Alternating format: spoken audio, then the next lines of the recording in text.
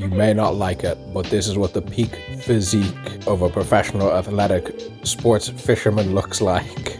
And coming in hot off the heels of that, I'm going to say something that some people might find a little bit controversial about Stardew Valley. Most people think it's a farming game. You plant the crops, you water the crops, you eat the crops. Most people would be wrong. This game is about one thing and one thing only, our fishy friends right here. You want to stay broke? That's fine, but if you want to go woke, you should probably be taking the fishing pill. And now that we've probably got rid of most of those naysayers who are going to be crying in the comments, no, Stardew Valley is this, Stardew Valley is that, you can start putting in some work. Fishing in the fountain, you say impossible? No, I will fish in anything, anywhere, at any time. Now, if we wanted to lose money, we could go farming. We're in this to make money. Catching a fish is basically like pulling in a reel of cold hard cash. See this? We don't even know what this is. We just fished that up. Decorative trash can. You farm up one of those? I did not think so. Fishing is a lot like chess.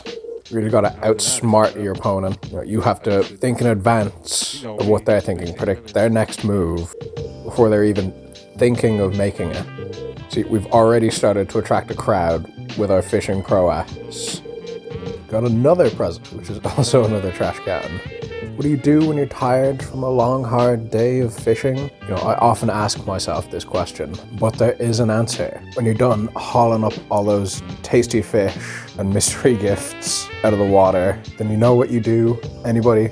That's right, you get into the water, and that brings your energy levels right back up. You can see that bar flying right up as I speak. Most people don't know about the restorative properties of fishing, and that's okay. We've all started out on our fishing journey somewhere, and it's not about the destination.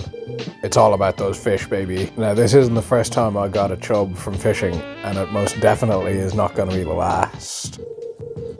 A little known fact about fishing is that it's a lot more like making love to a beautiful woman than most people would expect. You gotta put the bait out there, cast your line. You could have the best fishing rod in the world, as people have told me numerous times, of course. If you don't know what to do with it, you're just gonna be pulling up green algae all day long. You gotta know all the spots. You gotta know how to treat the fish. You gotta respect the fish. That's a big thing. Sometimes they get away, that's okay. Like I said, fishing is its own reward. You travel to new and exotic locations, you meet all kinds of different and exciting fish. Sometimes we fish up trash, but that's okay. We fished up trash cans too. You keep at it, you might just find what you've been looking for. And of course, there comes a time when a day's fishing is done. And we don't cry because it's over. We smile because it happened. We look towards the future. Bright future filled with many more days of fishing. What a fish buddy. He loves the fish. And we're back at it again. Just gonna drop off some of the goodies. You can sort these a little bit better later. Gotta make sure you bring a nice snack, because you might not always have access to a geothermal bath in your day-to-day fishing activities. Beautiful day, full of opportunities. Sun is shining high in the sky, waters are crystal clear, and they're full of fish.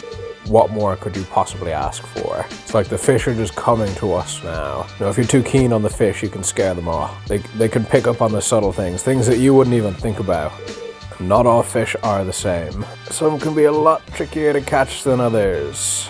Sometimes it's better to go after the smaller fish, and sometimes it's better to risk it all for a box of loot. Each fish comes with its own advantages and disadvantages. Some of these might suit people more than others. You don't have to get hung up too much on one particular kind of fish. You can make your way from one locale right the way down to another. It's like a completely different world of fish. There's some naysayers who insist that there's things that can't or shouldn't be fish. I do not believe that. You're just gonna find the sweet spot. And when you do, those fish will be all the sweeter. But of course, it's always good to have a backup plan. Fishing in all forms is a noble and majestic sport. Once you have the fish, you might think, that's it, I've won. There's nothing else.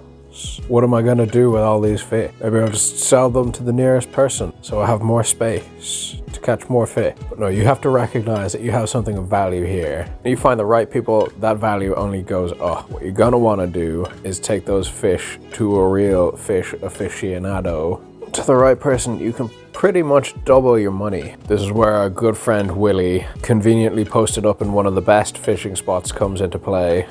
This is the only man I feel like I can relate to in Stardew Valley. Shares the same level of enthusiasm, now the passion for fish. So it's only right he gets first dibs on our catch. He might even have some good gear for us as well. Been a while since we visited our old buddy.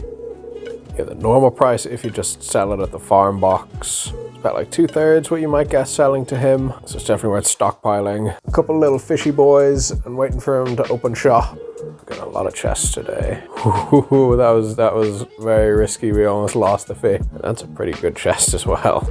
You know, fishing not only good for fishing, surprisingly good for loot too. Got another chest pretty quick there. You might not even realize, you know, fishing over here, completely different to just fishing over here. River fish, sea fish, and seaweed, of course. Ooh, we got a live one. No idea what that could have been. The ocean is full of such beautiful mysteries. You might even find yourself in this situation where you have too many fish. Just throw away any old trash. There's always somebody looking for fresh, hot, tasty fish. Ooh, I want that. We'll take some bait while we're here. Nice trout soup. Some upgrades for the rod. Got a new rod. Trout soup. That does have a bit of a farther cast on it. Oh, that works like a dream. The bar is so much bigger now. They're coming in fast and easy. This rod is definitely good at catching seaweed. Something else to keep an eye out for when you're fishing. We got a nice bubbly spot over there. I think that definitely has something. See the sparkles when the lure hits the water. Could be rare fish, could just be lots of fish. Definitely some tricky fish. Definitely want to fish out those bubbles if you see them. Fish psychology in action is something to behold. Go one way 1 second and another before you know it. I don't think we're quite hitting those bubbles just right. There we go, dead center. We've got company. It's a good day for the fishing. Willie's back out at it. Okay, the bubbles are gone, but we still have the memories. Hey, we're getting tired out after a long day of fishing now, but the sea provides. Ooh, bubbles are back. We're gonna have to go over the other side though. Our bait must be out. Nope, fish just aren't biting at the moment. Even the fish available during the day and during the night can be very different. We're in night fish territory. You never know what's lurking out there in the dark, deep blue.